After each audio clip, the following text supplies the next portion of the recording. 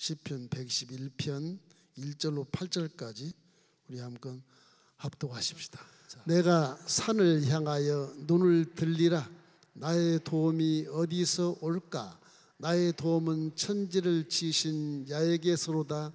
야훼께서 너를 실족하지 아니하게 하시며 너를 지키는 이가 졸지도 아니하시고 이스라엘을 지키는 신은 졸지도 아니하시고 주무시지도 아니하시리로다. 야훼는 너를 지키시는 이시라. 야훼께서 내 오른손에서 내 그늘이 되시니 낮의 해가 너를 상하게 하지 아니하며 밤에 달도 너를 해치 아니하리로다. 야훼께서 너를 지켜 모든 환난을 면케 하시며 또 내 영혼을 지키시리로다. 야훼께서 내 출입을 지금부터 영원까지 지키시리로다. 아멘. 아주 좋은 말씀입니다. 오늘 그림을 하나 그리고 우리 말씀에 들어가겠습니다.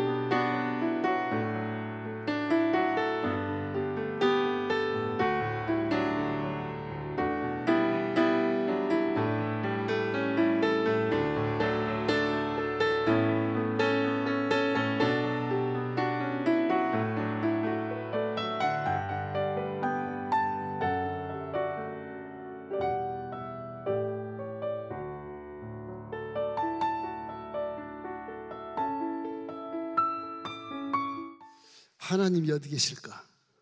우리가 세상 살면서 고난과 역경과 많은 환난을 겪는데 인간이라는 것은 태어나면서부터 육체 벗을 때까지 천국 갈 때까지 도움을 받고 사는 존재예요.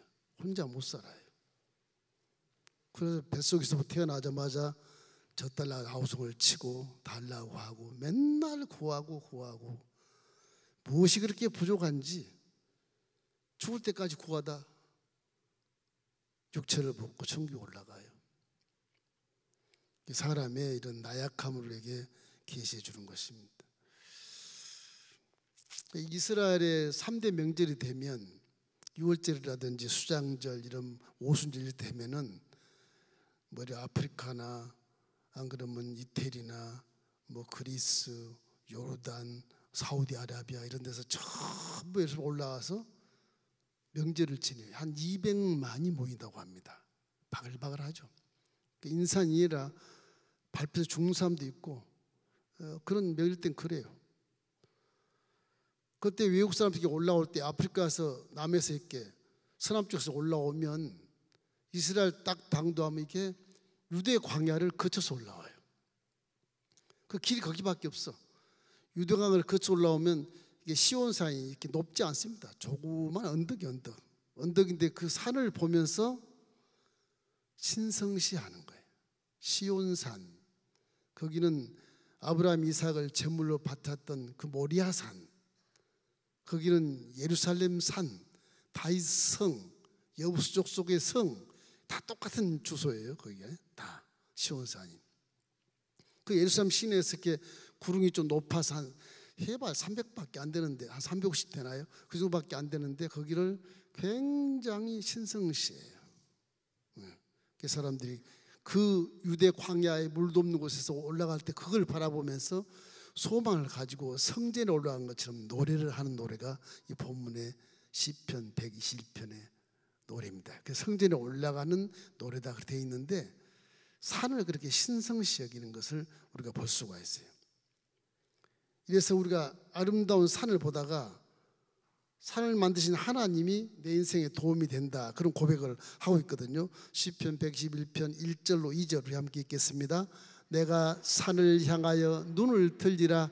나의 도움이 어디서 올까? 나의 도움은 천지를 지으신 야훼에게서로다. 그렇게 찬양을 하는 거예요. 인생길에서 도움이 필요할 때 쓸데없이 우상을 섬기지 말고, 쓸데없이 피조물을 갖다 절하고 거기에 뭐 복제놓고 기도하지 말고 하나님을 찾으라는 거예요. 하나님을, 보이지 않는 하나님을 찾으라는 거예요. 자, 그래서 로마서 1장 20절 말씀에 이런 말씀이 있습니다. 함께 읽겠습니다. 창세로부터 그의 보이지 아니하는 것들 곧 그의 영원하신 능력과 신성이 그의 만드신 만물에 분명히 보여 알려졌나니 그러므로 그들이 핑계치 못할지니라. 자연 계시를 얘기해요. 자연 계시.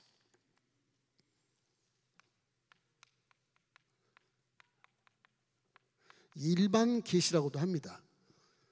하나님 천지 만물을 창조했으니까 이 만물을 바라보고 하나님의 신성을 거기서 깨닫는 자가 복이 있어요. 그냥 예쁘다 지나가는 게 아니고 한 번 더 봐. 왜 이렇게 예쁜 거지? 이유를 보고 그럼 또 한 번 생각할 게 또 생겨. 왜 누가 이렇게 만들었지?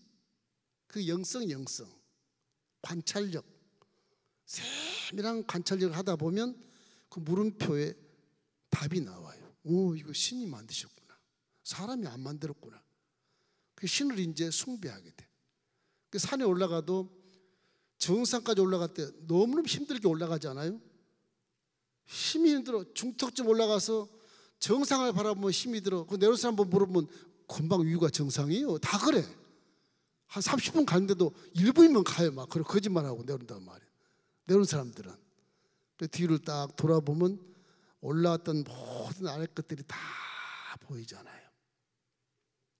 그런 그 어떤 정상을 향한 그런 신성한 것, 아름다운 것, 어떤 그런 마음속에 있는 그 전기, 산의 전기에 도취돼 가지고서 이것이 발전되면 아, 이 산에는 산신령이 계시나 보다. 사람이 그렇게 생각해요. 산을 이제 신령화를 시키는 거예요. 그런데 문제는 산은 누가 만들었냐? 하나님이 만드셨거든. 응? 하나님 모르는 사람 다 산신령이 있다 그렇게 믿어요. 왜? 올라가기 힘들고 올라가면 전기가 있고 아름다움이 내려다 보이고 너무너무 좋잖아요. 거기다가 뭐 별장도 지는 사람도 있겠지만은 산을 이렇게 신성시하는 그런 입장이, 그런 노래가 바로 121편인데 산을 가만히 봐봐요. 왜 산을 신성시할까? 모세도 호렙산 꼭대기에서 하나님을 만났잖아요. 그리고 산은 신성한 거예요. 하늘과 맞닿아서 그런지 몰라도 이 피조물 사람이 봤을 땐 하나님 만든 이 산성이지만 그 산성이 그렇게 신령하게 보인다. 하나님을 상징하는 겁니다. 첫째로 산은요, 변함이 없어요. 변함이 없다. 그 자리 그대로 위치를 고수하고 있어요. 위치. 우리 고전 배울 때 옛날에 보면 산천은 의구하되 인걸은 간대없네, 그런 것처럼 사람은 100년 뒤에 쫙 가보면 산은 그대로 수천 년의 역사를 지금 보고 있거든요. 근데도 변함없이 그 자리에 그대로 서 있어요. 지진이 나지 않는 이상은 그대로 있는 거예요. 하나님은 이렇게 변함없으신 분, 영원 분별하신 분, 영원 변치 않는 분, 그분이 우리가 믿는 신과 아니고 우리가 믿는 하나님입니다. 그분이. 물론 그 산을 만드신 전지전능하신 하나님이시고 어디든지 함께 계시는 무소부지하신 하나님의 능력이 있지만 산을 봤을 때 영원히 변치 않는 분이로구나. 그거를 이제 하나님 속성과 성품에 맞춰서 시편 기자가 지금 노래를 하는 거예요. 나의 도움이 어디서 올고, 와, 저 산에서 오는 거 아니야? 하나님이 안 보니까 산을 우러러보면서 신성시하는 겁니다. 입장이 있어요. 자연 계시에 하나님의 속성과 성품이 나타나 있기 때문에 그렇게 노래해도 신학적으로 틀린 게 전혀 없어요. 전혀 없어요. 이분 영성이 깊어서 산을 두고 하는 거예요. 산을 두고. 와, 산이 너무너무 아름답고 정기가 있어서 하나님이 저기 계신 것 같다. 산을 올라가자. 하나님께로 올라가자. 내려가지 말고. 이런 그 영성을 얘기하고 있는 것입니다. 그래서 이 자연 계시에 요즘에 뭐 TV 봐도 자연인 그래가지고 TV 나와도 가끔 보면 거죠.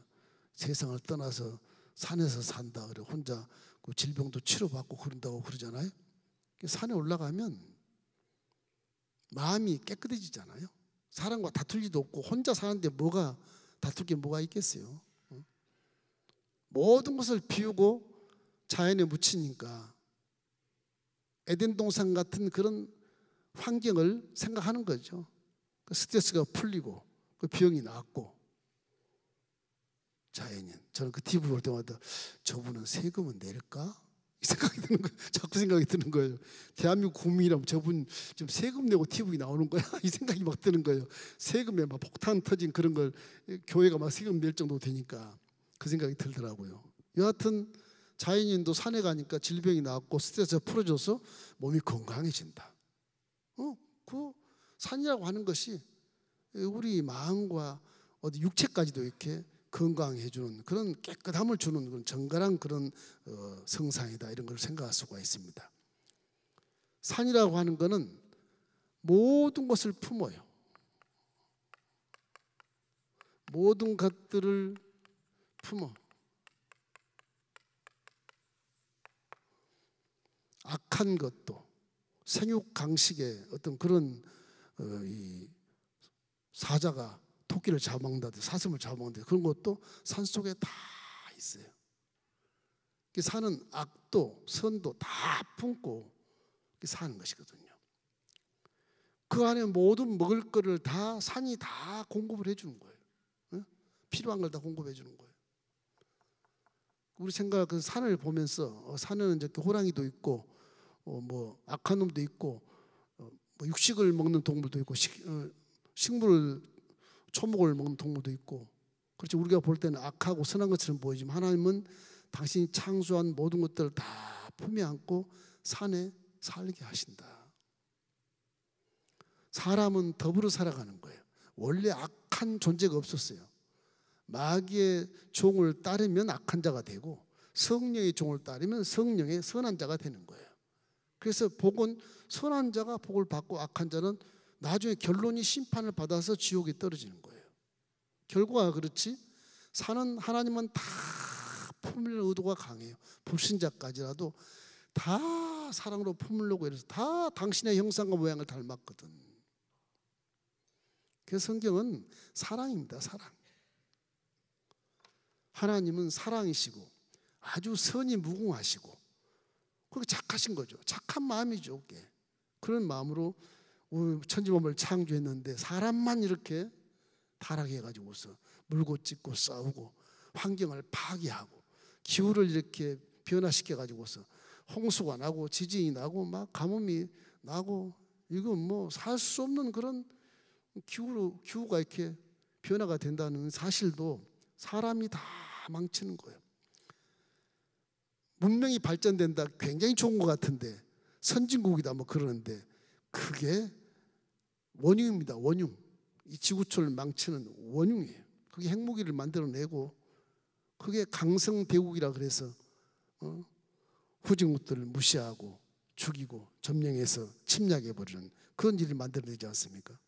이래서 이 산은 모든 것을 품는다. 그 안은 뭐 도토리를 먹는 뭐 그런 조그만 그런 것도 있고 큰 동물도 있고 뭐 지렁이도 있고 꿈틀꿈틀한 뭐 생물도 있고 그러지 않겠습니까? 하나님은 모든 걸 다 품으시기 때문에 산을 신성시 여기는 사람의 이 영성이라는 것이 하나님 마음에 맞는 말이거든요. 이게 신학적으로 틀린 말이 아니에요. 산을 하나님이 만드셨기 때문에 하나님의 사랑과 하나님의 속성으로 만들어 놨기 때문에 산을 봐도 신령한 은혜가 있는 거예요. 그걸 말씀하는 거예요. 세 번째는 뭐가 있을까요? 세 번째는 모든 것을 품는데 모든 것을 공급도 하죠. 다 공급하는데 세 번째는 생명수를 공급해요. 생명수.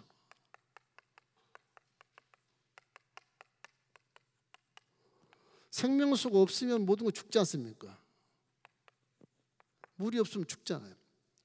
산은 다 물론 비료 받아서 내려온 물도 있겠지만 원래 물 땅속에 있는 준비한 물도 있거든요. 광야에 가보면 다공석이라고 해요. 다공석. 그 바위를 이렇게 바위가 큰 바위가 있어요. 반석에 물을 친다. 그런데 이렇게 이 큰 바위 속에 공간이 비어 있어요. 이렇게 거기에 물이 이렇게 들어 있어. 물이. 이걸 망치로 때리면 팍 터지는 거예요. 터지는 거예요. 그게 반석의 물이 이 물입니다. 사람이 하나님이 창조하실 때 벌써 몇 년, 몇 월, 몇 시에 200만 이스라엘 백성들이 여기를 통과할 때 원망하고 불평할 것이다. 알아요? 그러면 물을 주는 거예요. 당신의 능력으로. 이미 다 예비해 놓은 거예요. 다공석, 지금도 생수를 가면 조그만 돌도 망치로 탁 때리면 물이 있는 게 있어요. 그 속에. 그렇게 때 앞에 때 물이 하나도 없는데 낙타가 막 헉헉거리고 갈증을 느끼는데도 망치로 돌 가지고 돌 때려도 터지면 물 나온 게 있어요. 흔하진 않지만 큰 바위도 때리면 하면 준비한 물을 딱 거기 갖고 계시는 거예요. 저와 여러분은 예전까지 선택하신 여러분을 하나님이 일생을 다 지금 길을 예비해 놓으시고 어느 날 어느 시에 누구를 만나고 어느 날 어느 시에 무슨 일을 만나서 어느 날 어느 시에 나에게 영광을 돌릴 것이라 벌써 알고 계시거든요. 알고 계세요. 그때가 우리 마음이 거룩한 산처럼 하나님의 속성을 가지지 아니하면 때가 계속 미뤄져요. 계속 딜레이 돼서 한참 후에 가서 그걸 만나게 돼. 회개 다 하고. 그래서 이 믿음을 가져보면 회개가 그렇게 중요해요. 회개는 하나님 때를 잡아 당기는 거예요. 자꾸 회개하면 당겨. 하나님 능력을 끌어 당기고 막 그래요. 그 회개를 많이 하십시오. 회개하라 천국이 가까웠느니라. 그 말씀이거든. 말씀. 자연을 바라보도 이런 걸 깨달을 수 있어야 돼요. 자연을 바라봐도. 모르겠어요. 저는 그림을 그려서 그런지 집중력이 굉장히 강하거든요. 지금은 요즘에 안 그런데 그전 딱 한번 사람만 보잖아. 그대로 기억을 해요. 그대로 그려요. 보고 그냥 그대로 그려요. 사진이 착각 찍혀요. 예수 믿고 나서 그런 것이 좀 사라졌는데 그래도 집중력이 강하니까 눈을 감고 집중력 있게 기도하면 거기서 신령한 은혜가 임하게 되거든요. 회개하십시오. 회개하면 내 마음이 거룩해지면 그런 은사가 있게 되고 누구를 바라보고 어떤 식물을 바라봐도 하나님의 영광된 것을 바라볼 수가 있어요. 와, 우리 집사님 하나님 같으시다. 그런 생각이 들어요. 천사 같다. 그래서 은혜가 넘친다고요. 예수는 이 성산, 이 자연 계시를 보고 이렇게 우리 세 가지 정도로 깨달을 수가 있어요. 자, 이 본문에는 이제 우리에게는 어떤 것이 있느냐 이것 근거에서 첫째는 사람은 다 도움을 원해요. 도움으로 사는 존재다. 사람은 다 돕지 않고는 살 수 없는 존재. 이게 홀로 살아간 사람은 단 한 사람도 없어요. 서로 주고 받고 하면서 사는 거예요. 그 사람은 사회성 동물이라 독불장군이 없어요. 뭐 교만하게 난 독불장군, 넌 나하고 아주 기초부터 달라. 구별된 삶을 살아. 그런데 그거는 몰라서 그런 거예요. 더불어 살아가는 것이 사람이에요. 더불어 살아가는 것이.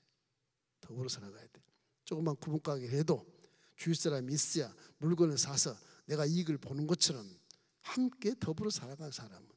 그래서 다 서로를 위해서 도움을 주고 도움을 받고 살아가는 것입니다.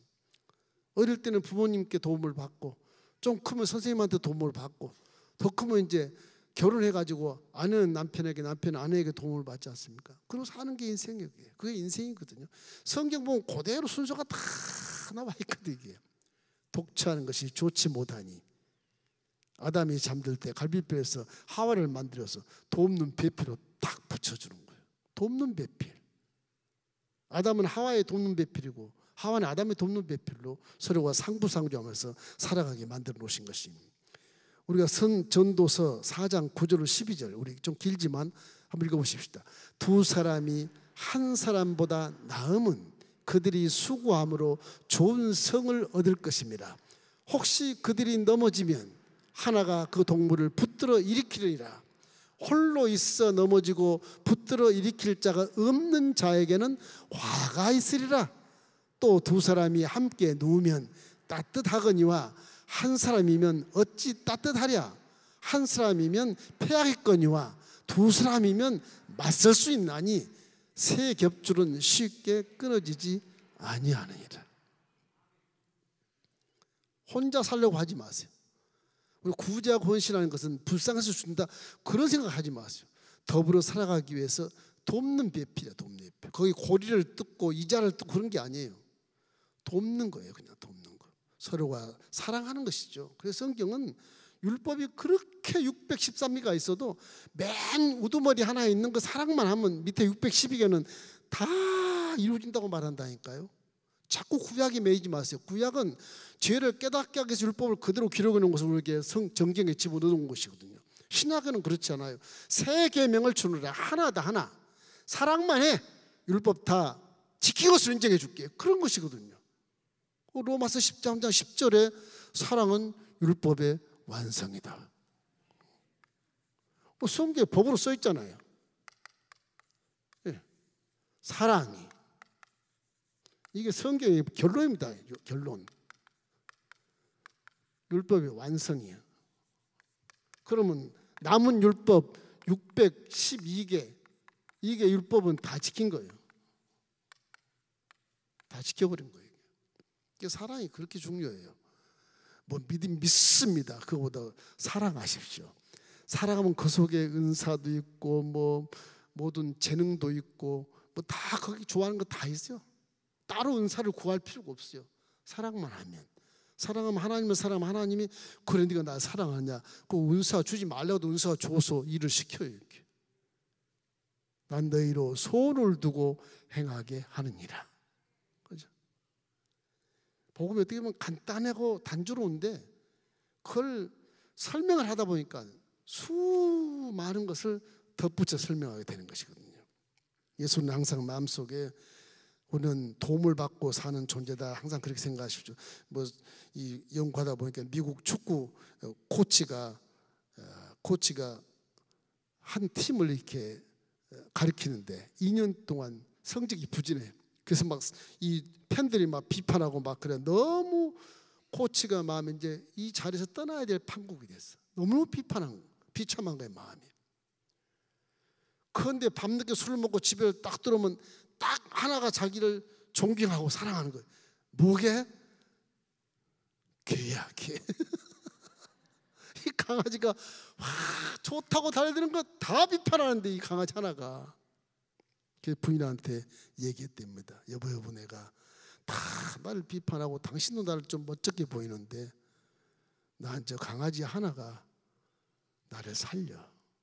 저런 애 하나만 더 있으면 내가 성공하겠어. 그러니까 부인이 나가서 시장에 가서 강아지를 하나 더 사왔답니다. 사람은 이렇게 결혼해도 외로울 때가 있고 고독할 때가 있어요. 그렇잖아요. 항상 행복할 수 없잖아요. 환경이 그렇게 만들질 않아요. 그래서 믿음이 필요한 거예요. 그럴 때를 위해서 믿음은 항상 내 가운데 중심을 딱 잡아두고 있고. 그렇지 않아. 예수님이 어려운 환경 다 이긴다고 말씀하셨어. 수고하고 무거운 짐자들아 다 내게로 와라. 내가 너를 쉬게 하리라. 믿음을 갖고 있으면 그런 거 흔들리지 않아요. 탁 지나가요. 그냥 지나가는 거. 그런 거는 아무것도 아니거든요. 이 때문에 우리는 마음속에 항상 남의 도움을 받고 내가 사니까 이웃도 내가 사랑해야 되겠다. 그건 뭐 성경에 딱 들어맞거든. 내 목숨을 다하고 정성을 다하고 뜻을 다해 하나님을 사랑하고 내 이웃을 내 몸같이 사랑해라. 그게 없으면 좋겠는데, 하나님만 살았으면 좋겠는데 이웃을 내 몸같이 사랑해라. 그 이유가 거기 있는 거. 더불어 살아가는 것입니다. 그걸 교회에서 여러분이 배우고 신앙에서 배워서 세상 나가서 그거를 실천하는 거예요. 그것이 전도예요. 그게 전도예요. 이같이 너희 빛을 사람에게 비치게 하여 저희로 너희 착한 행실을 보고 내 아버지께 영광을 돌리게 해라. 마태복음 5장 16절 말씀. 그 하나님이 원하시는 것이거든요. 항상으로는 지으신 하나님께 영광을 돌리는 그런 삶을 살아야 되는 것입니다. 시편 46편 1절에 우리 하나님은 우리의 피난처시요 힘이시니 환난 중에 만날 큰 도움이시라. 큰 도움이시라. 둘째는 하나님은 우리를 보호하십니다. 보호하신다. 이거 인도하신다. 그래도 돼요. 다 지켜주시는 거예요. 보호하시고. 여기에 111편에 보면 계속 반복해서 지켜주신다, 지키시고 지켜주신다. 이게 6번 나와요. 계속. 시편 121편 3절로 4절 우리 한번 읽겠습니다. 야훼께서 너를 실족하지 아니하게 하시며 너를 지키시는 이가 졸지도 아니하시리로다. 이스라엘을 지키시는 이는 졸지도 아니하시고 주무시도 아니하시리로라. 계속 나오면 지키신단 말이 계속 나와요.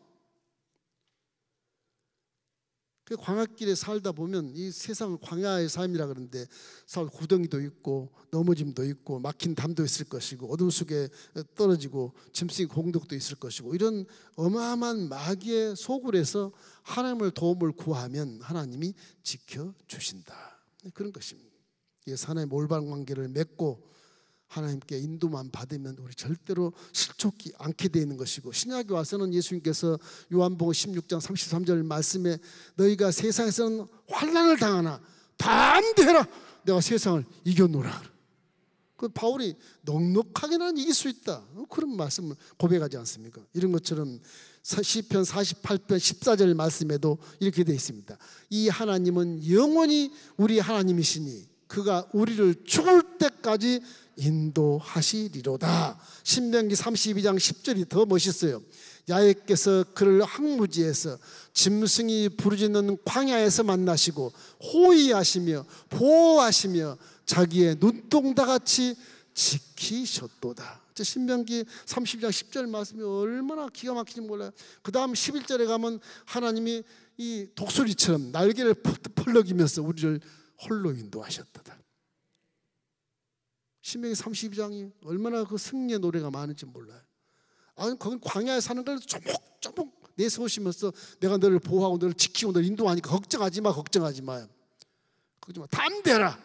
여호수아에 그래서 담대라고 막 말 많이 하지 않습니까? 강하고 담대라. 믿음은 그렇게 세상에 대해서 강하고 담대해야 되는 것입니다.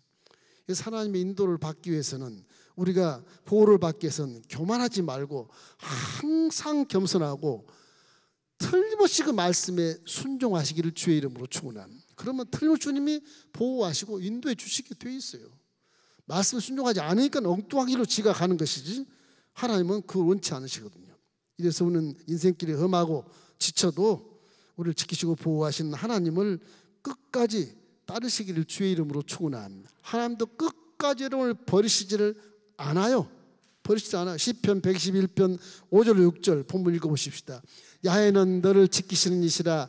야훼께서 내 오른쪽에서 내 그늘이 되시나니 낮에 해가 너를 상하게 하지 아니하며 밤에 달도 너를 해치지 아니하리로다. 다시 음침한 사망의 골짜기를 지날지라도 하나님 내 막대기와 지팡이로 나를 호위해 주신다. 그분이 하나님이시, 그분이시거든. 우리 항상 하나님 우리를 보호하시고 인도하시는 사실을 믿으시기를 주의 이름으로 축원합니다. 그래서 창세기 28장 15절 말씀, 야곱에게 하신 말씀입니다. 내가 너와 함께 있어 내가 어디로 가든지 너를 지키며 너를 이끌어 이 땅으로 돌아오게 할지라. 내가 내게 허락한 것을 다 이루기까지 너를 떠나지 아니하리라 하신지라. 저와 여러분도 하나님이 다 주님이 인도해 주셔서 하나님이 주신 소원을 다 이루기까지는 떠나지 않는다는 겁니다. 떠나지 않는다는 겁니다. 그 성령을 보내신 이유가 거기 있어요. 성령이 딱 지키고 계시는 거예요. 성령이. 성령으로 인도받고 성령으로 사로잡혀서 말씀에 순종만 하면 뭐 하자가 없어요. 비록 마귀에게 이기고 물고 찢고 싸우는 곳이지만은 여러분 넘어지지 않고 쓰러지지 않고 항상 행복한 모습으로 천사 같은 미소를 지고 살아갈 수 있는 능력이 거기서 나타나게 되는 것입니다. 예수 우리에게 지혜를 주시고 능력이 필요할 때 능력을 주시고 힘이 필요할 때 힘을 주셔서 세상을 승리하게 주시는 것입니다. 세 번째는 환난에서 건져주세요. 환난, 시련, 환난에서 건져주신다. 환난을 당할 때 불안하고 두렵지 않습니까? 환난을 당할 때 마귀의 진이 얼마나 두렵게 합니까? 그러나 그 환난과 두려움과 무질서와 혼돈과 어두움은 우리 믿음에서 승리할 수 있어요. 우리는 빛이니라 어둠아 사라질지어다, 혼돈아 떠나갈지어다, 무질서야 떠나갈지어다, 십자가를 바라보아라. 모든 어둠과 무질서와 혼돈을 다 주님이 다 척결해 버리시고 빛을 주셔서 우리는 빛의 자녀니라. 어두워도 스스로 빛을 발하면서 갈 수 있는 그런 자격이 있어요. 여러분 빛을 발할 수 있어. 예수님의 빛을 반사받아서 우리 앞길을 볼 수 있어요. 아무리 깜깜해도 언제가 제가 얘기했죠. 극장 가면 캄캄하잖아요. 막 들어가면 문 열고 들어가면 영화 시작했으니까 앞이 안 보여. 깜깜해. 어디 갈지 몰라요. 물론 안내자도 후레시키고 있긴 하겠지만 한 번씩 해보세요. 들어가서 눈을 한번 30초만 딱 감고 있어봐요. 딱 감고 있다가 뜨면 그 깜깜했던 곳에 길이 쫙 보여요. 한 2, 3m는 그냥 보여요. 내가 찾아갈 수 있어. 무슨 얘기하는 거야? 깜깜할 때 눈을 감고 기도하면 길이 보이는 겁니다. 그냥 들어가면 넘어져요. 아는 자가 인도하지 않으면. 우리 마음이 생각이 그런 거라니까요. 깜깜한 곳을 바라보고 눈으로 보고 와 다 깜깜하고 다 불황이네. 내 사업도 다 틀렸네 이제. 눈 감고 딱 기도해봐요. 기도하면 희미하게 내 앞길에 2, 3m는 다 보인다고. 2, 3m는 보여. 부딪히지 않고 쓰러지지 않고 갈 수 있어. 그 기도의 능력, 기도의 능력.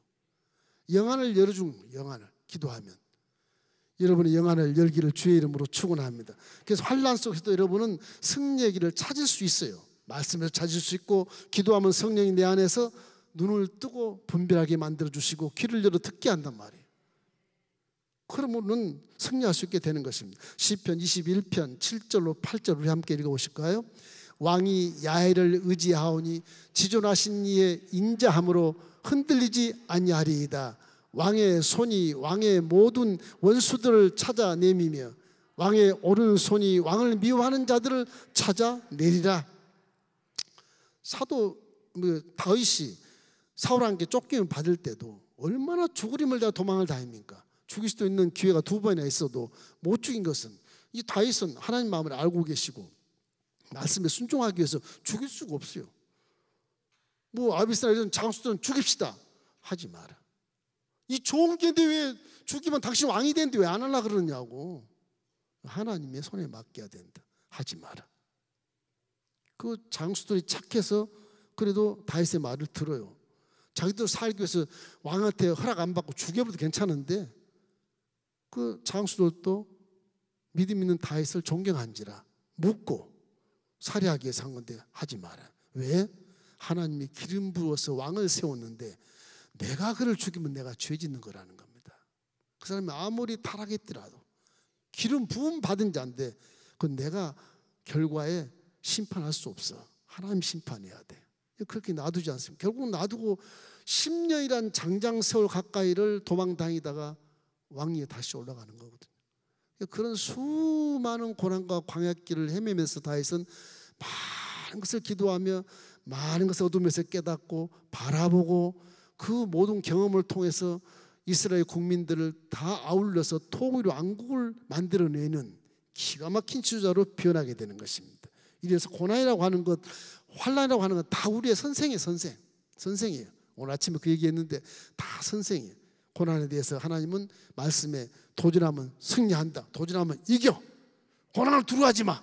강하고 담대해라. 네 앞에 놓은 고난은 내가 이길 수 있을 것만 딱 놓은 거예요. 밟고 이래서 고난이면 무서워할 필요 없어. 그냥 도전에 승리해야 되는 거예요. 승리할 수밖에. 이미 승리한 것을 믿고 가는 거예요. 이미 믿음이라는 건 그거 두려워할 이유가 전혀 없어요. 두려워하면 불신자인 것입니다.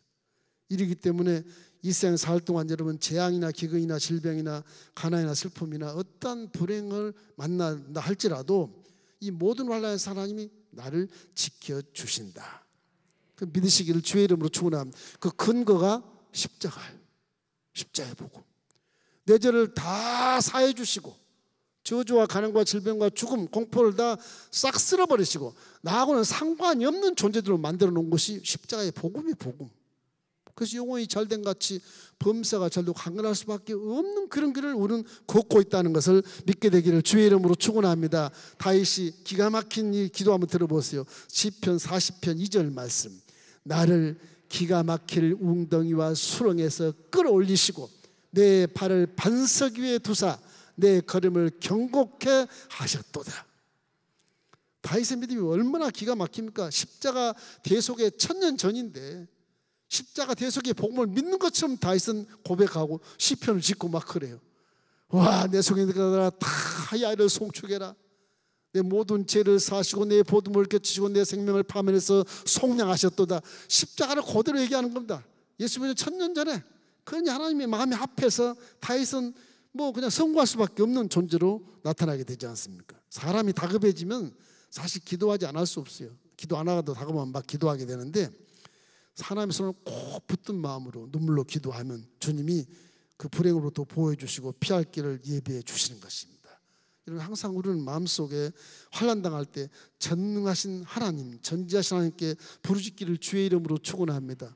다시 한번 말하지만 고린도전서 10장 13절 말씀 우리 함께 읽겠습니다. 사람이 감당할 시험 밖에는 너희가 당한 것이 없나니 오직 하나님은 미쁘사 너희가 감당하지 못할 시험 당함을 허락지 아니하시고 시험 당할 쯤에 또한 피할 길을 내사 너희로 능히 감당하게 하시느니라.